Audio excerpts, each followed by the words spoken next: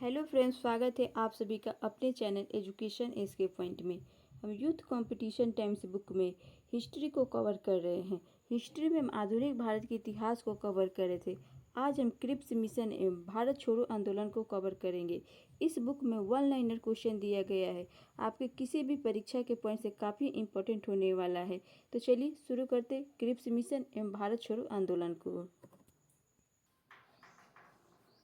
Cripps mission एवं भारत छोड़ो आंदोलन को देखते हैं।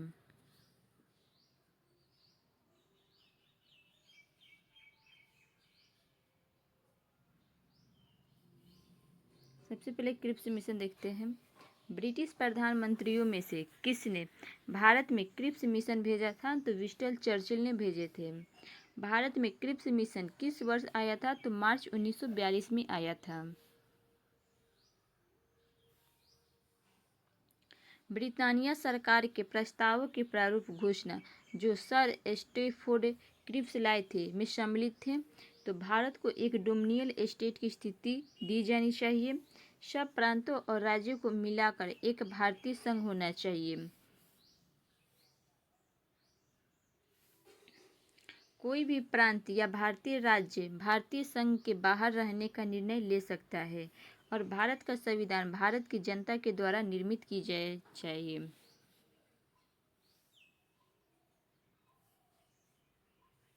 क्रिप्स प्रस्तावों में कौन से प्रावधान सम्मिलित थे? तो संविधान निर्मात्री निकाय के रचना के लिए सम्मिलित थे। क्रिप्स मिशन का उद्देश्य क्या था? तो भारतीय नेताओं को ब्रिटेन के युद्ध प्रयासों को समर्थन देने के लिए मनाना था।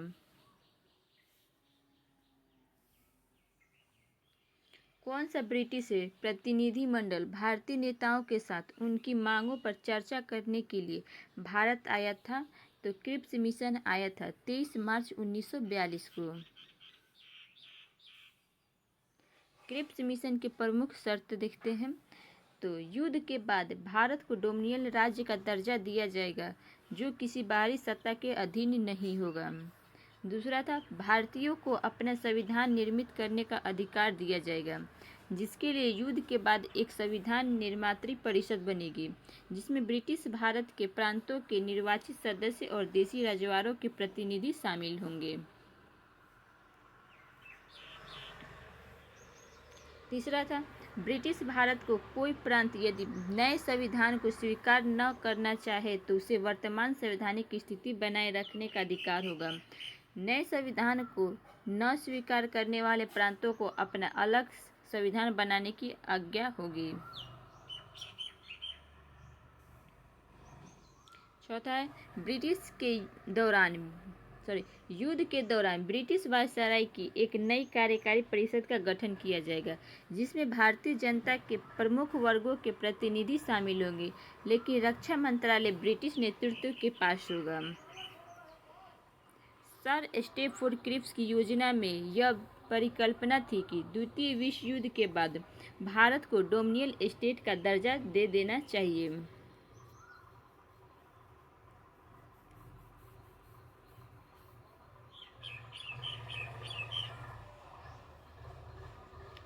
यहाँ भारत में एक क्रांतिकारी होने जा रही है और हमें जल्दी से चले जाना चाहिए, यह किसने कहा था?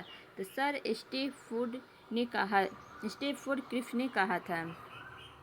क्रिप्स मिशन के साथ कांग्रेस के अधिकारी वार्ताकार कौन थे? तो पंडित जवाहरलाल नेहरू और मौलाना आज़ाद थे। क्रिप्स मिशन और शिमला सम्मेलन की विचार विमर्श में कांग्रेस का नेतृत्व किसने किया था? तो अब्दुल कलाम आज़ाद ने किए थे।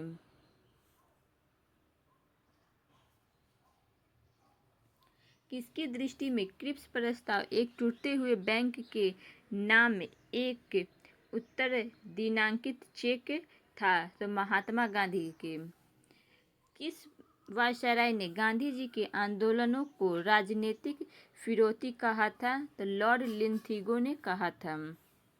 किस वायसराय के समय गांधी जी ने व्यक्तिगत सत्याग्रह तथा भारत छोड़ो आंदोलन शुरू किए तथा क्रिप्स मिशन भारत पहुंचा? तो लॉर्ड लिंथिगो समय 1936 से लेकर 1944 तक रहा था। अब देखते हैं भारत छोड़ो आंदोलन को। भारत छोड़ो आंदोलन किसकी प्रतिक्रिया में प्रारंभ किया गया था? तो क्रिप्स प्रस्ताव के। भारत के बालू से मैं एक आंदोलन उत्पन्न करूंगा जो कांग्रेस से भी बड़ा होगा। उक्त कथन किसका है? तो महात्मा गांधी का है। 6 जुलाई 1942 ईस्वी को वर्धा में महात्मा गांधी जी ने कांग्रेस की कार्यकारी समिति में अपने भारत छोड़ो आंदोलन की चर्चा की। तब उस समिति के अध्यक्ष थे तो मौलाना अब्दुल कलाम आज़ाद थे। 14 जुलाई 1942 ईस्वी को कांग्रेस कार्य समिति के द्वारा भारत छोड़ो आंदोलन का प्रस्ताव कहाँ पारित किया गया था? तो वर्धा में किया गया था।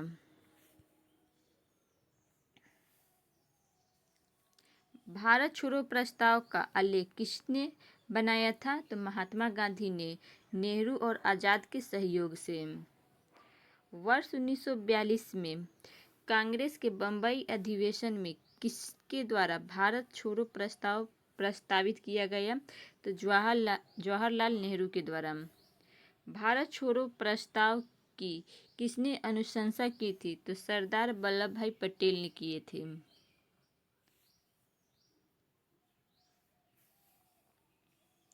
किसने 1942 ईस्वी में भारत छोड़ो प्रस्ताव का समर्थन किया था? तो सरदार वल्लभ भाई पटेल ने। जब भारतीय राष्ट्रीय कांग्रेस ने भारत छोड़ो आंदोलन प्रस्ताव पारित किया तो कांग्रेस के अध्यक्ष कौन थे? तो अब्दुल कलाम आज़ाद थे। भारतीय राष्ट्रीय कांग्रेस का लगातार 6 वर्षों तक अध्यक्ष कौन था? तो अब्दुल कलाम आज़ाद थे।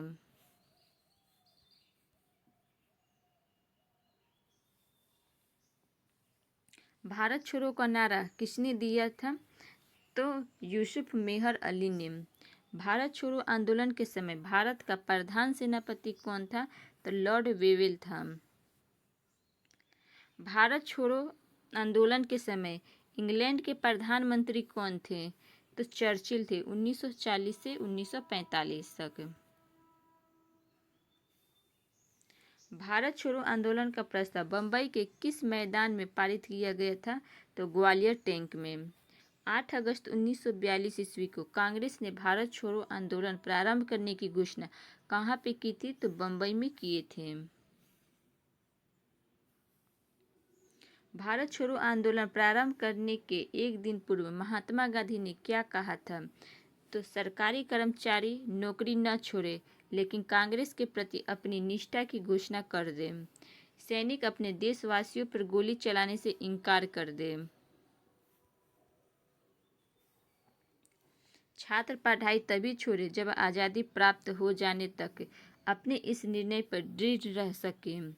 राजा महाराजा भारतीय जनता की प्रभुसत्ता स्वीकार करे और उनकी रियासतों में रहने वाली जनता अपने को भारतीय राष्ट्र का अंग घोषित कर दे तथा राजाओं का नेतृत्व तभी मंजूर करे जब वे अपना भविष्य जनता के साथ जोड़ लें।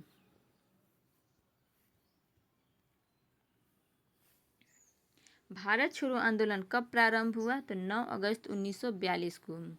करो या मरो का नारा किसने दिया था? तो महात्मा गांधी ने। गांधी जी का करो या मरो का आह्वान नारा किससे संबंधित था? तो भारत छोड़ो आंदोलन से। यह कथन हम भारत को या तो आज़ाद कराएंगे या आज़ादी के प्रयास में दिवंगत होंगे किससे जुड़ा था? तो भारत छोड़ो आंदोलन से जुड़ा था।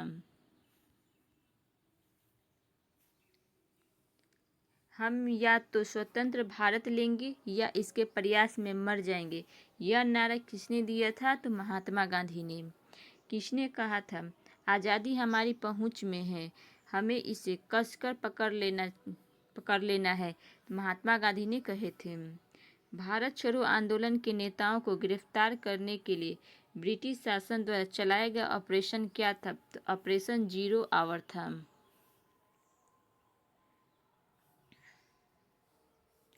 भारत छोड़ो आंदोलन के संदर्भ में महात्मा गांधी को कहाँ बंदी बनाया गया था? तो बम्बई में।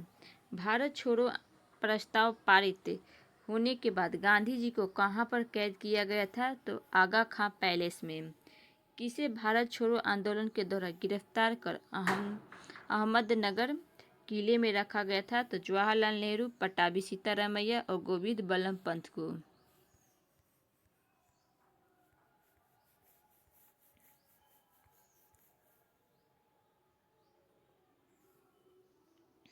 डॉक्टर राजेंद्र प्रसाद को 9 अगस्त 1942 को गिरफ्तार करके कहाँ भेजा गया था? तो बांकीपुर जेल में। कोई सरकार तब तक सेवा का उपकरण है जब तक वह लोगों की इच्छा और सहमति पर आधारित है। जब वह जनता को जबरदस्ती झुकाने का प्रयास करती है तब वह दमन का औजार बन जाती है। इसीलिए जिस समय जनता में उस आतंक का भय समाप्त हो जाता है, चाहे वह कानून का हो या अस्त्र शस्त्रों का, तब वह दमन भी समाप्त हो जाता है। यह कथन किसका है? तो महात्मा गांधी का है। भारत छोड़ो आंदोलन किसका फल था? तो क्रिप्स के प्रस्तावों से भारतीयों के निराशय का, भारत पर जापानी आक्रमण की धमकी का, एआईसीसी द्वारा अगस्त 1942 में एक प्रस्ताव पारित करने का था। 1942 के भारत छोड़ो आंदोलन के संदर्भ में सत्य कथन है तो यह एक स्वतः स्फूर्त आंदोलन था। यह एक हिंसात्मक आंदोलन था। आंदोलन की घोषणा के बाद कांग्रेस को एक गैर कानूनी संस्था घोषित कर दिया गया था।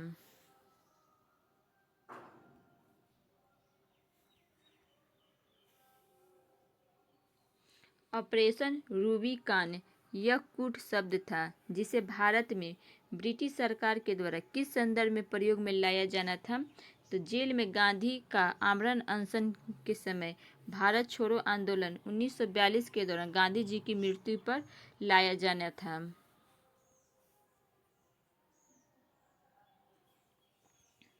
किन पार्टियों ने भारत छोड़ो आंदोलन का समर्थन नहीं किया?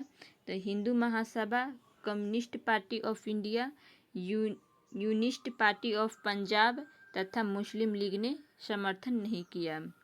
कौन सा संगठन 1942 में भारत छोड़ो आंदोलन से पृथक रहा था? तो राष्ट्रीय स्वयंसेवक संघ रहा। अमेरिकी पत्रकार जो महात्मा गांधी के भारत छोड़ो आंदोलन के दौरान उनके साथ था, उनका क्या नाम था? तो लुई फिशर था। महात्मा गांधी का जीवनी कार्य लुई फिशर किस आंदोलन से संबंधित थे? तो भारत छोड़ो आंदोलन से। किसने महात्मा गांधी को गेहूं की भूमि और टैगोर को गुलाब का उद्यान कहा था? तो लुई फिशर ने।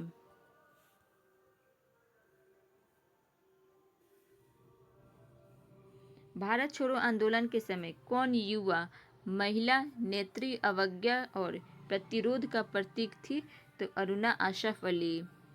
स्वतंत्रता संग्राम के दौरान अरुणा आशफ अली किस भूमिगत क्रियाकलाप की प्रमुख महिला संगठक थी? तो भारत छोड़ो आंदोलन की। किस आंदोलन के साथ अरुणा आशफ अली जुड़ी थी? तो भारत छोड़ो आंदोलन से। श्रीमती अरुणा आशफ अली का निधन जुलाई 1996 ईस्वी में हुआ। वे किस क्षेत्र में योगदान के लिए जानी जाती थी? तो स्वतंत्रता संग्राम में जानी जाती थी।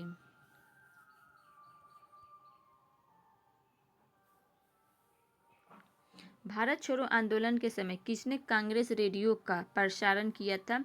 तो उषा मेहता ने। भारतीय स्वतंत्रता आंदोलन के संदर्भ में उषा मेहता की ख्याति किससे जुड़ी थी? तो भारत छोड़ो आंदोलन की बेला में गुप्त कांग्रेस रेडियो चलाने हेतु जुड़ा था।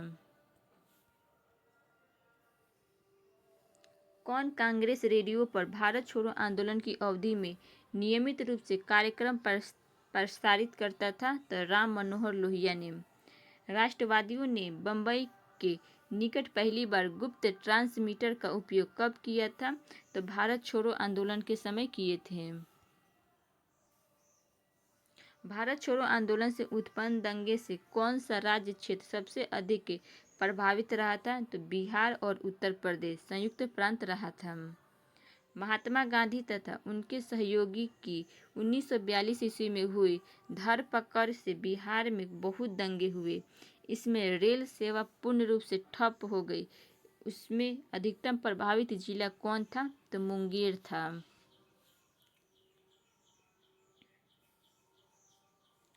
किसने भारत छोड़ो आंदोलन के दौरान जेल से फरार होकर भूमिगत गतिविधियों को संगठित किया था? तो जयप्रकाश नारायण ने। जयप्रकाश नारायण को राष्ट्रीय स्तर के नेता के रूप में पहचान किस आंदोलन में मिली थी? तो भारत छोड़ो आंदोलन में मिली थी। भारत छोड़ो आंदोलन के दौरान बकरी का टापू में अखिल भारतीय आजाद दस्ता का गठन किसने किया था? तो जयप्रकाश नारायण ने नेपाल की तराई क्षेत्र में किए थे। भूमिगत आंदोलन किस गांधीवादी आंदोलन से जुड़ा था? तो भारत छोड़ो आंदोलन से जुड़ा था। भारत छोड़ो आंदोलन के दौरान समानांतर सरकारों की स्थापना कहाँ पर की गई थी? तो बलिया में अगस्त 1942 में चिंतु पांडे के नेतृत्व में हुआ था। तामलुक मिदानपुर बंगाल में दिसंबर 1942 में हुआ था। सतारा महाराष्ट्र में 1943 में हुआ था। वाई.बी. चौहान और नाना पाटिल के द्वारा। उत्तर प्रदेश के किस जनपद में भारत छोड़ो आंदोलन के दौरान समानांतर सरकार की स्थापना की गई थी? तो बलिया अगस्त 1942 में।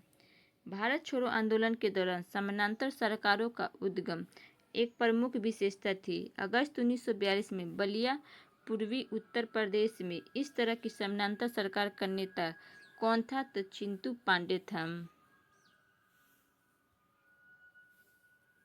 किस वर्ष बंगाल के मिदानपुर जिले में जातीय सरकार की स्थापना हुई थी? तो दिसंबर 1942 में।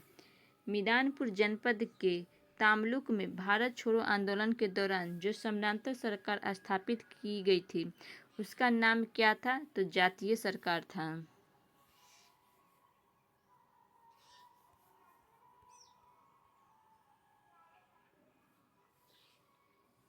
भारत छोड़ो आंदोलन के दौरान किस स्थान पर लोगों की सरकार स्थापित की गई थी जो सबसे दीर्घजीवी थी? तो सतारा में। भारत छोड़ो आंदोलन के विषय में सत्य कथन है तो इसे अगस्त क्रांति के नाम से भी जाना जाता है। इसमें अरुणा आसफ अली की असाधारण भूमिका थी। जवाहरलाल नेहरू को इस आंदोलन के दौरान अहमदनगर फोर्ट जेल में बंदी बनाकर रखा गया था। जयप्रकाश नारायण को हजारीबाग जेल में रखा गया था जहां से वे जेल की दीवार फांदकर भाग गए थे। भारत छोड़ो आंदोलन के दौरान किस नेता ने सरकार के द्वारा की गई ज्यादतियों को शेर जैसी हिंसा कहा था? तो महात्मा गांधी ने कहे थे। भारत छोड़ो आंदोलन रूस तथा फ्रांस की क्रांति से कम नहीं था, यह कथन किसका है? तो जयप्रकाश नारायण का। गांधी के भारत छोड़ो आह्वान को किसने अद्वितीय आंदोलन कहा था? तो सरदार वल्लभ भाई पटेल ने। भारत छोड़ो आंदोलन के विषय में सही कथन है तो भारत छोड़ो आंदोलन से लोगों को जागृत करने और साहस दिलाने में सफलता मिली। करो या मरो का नारा लोगों के मन में प्रवेश कर गया। भारत छोड़ो आंदोलन के विषय में सही कथन है तो भारत छोड़ो आंदोलन के परिणाम स्वरूप अंग्रेज और मुसलमान कांग्रेस के प्रति समान घृणा के कारण एक दूसरे के नज़दीक आ गए। जिन्ना ने ब्रिटिश सरकार के पक्के सहयोगी की तरह कार्य किया और मुसलमानों को 1942 के कांग्रेस आंदोलन से दूर रहने के लिए कहा। भारत छोड़ो आंदोलन के विषय में सही कथन है तो भारत छोड़ो आंदोलन भारतीय राष्ट्रीय आंदोलन की पराकाष्ठा थी। भारत छोड़ो आंदोलन के पश्चात शक्ति हस्तांतरण की प्रक्रिया की खोज समय का तजाका थी।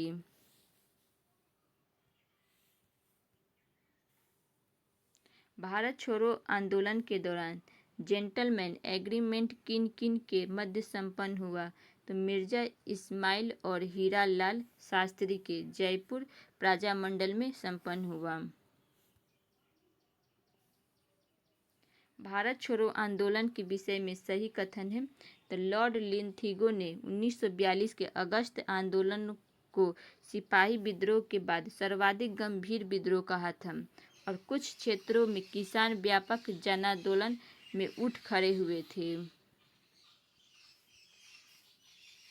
भारत छोड़ो आंदोलन के उपरांत सी राजगोपालाचारी ने दी वे आउट नामक पैम्पलेट जारी किया। कौन सा प्रस्ताव इस पैम्पलेट में था? तो संवैधानिक गतिरोध का हल था। अगर हमारा ये वीडियो अच्छा लगा हो तो वीडियो को लाइक करिएगा, चैनल को सब्सक्राइब करिएगा, अपने दोस्तों में शेयर कीजिएगा। जय हिंद।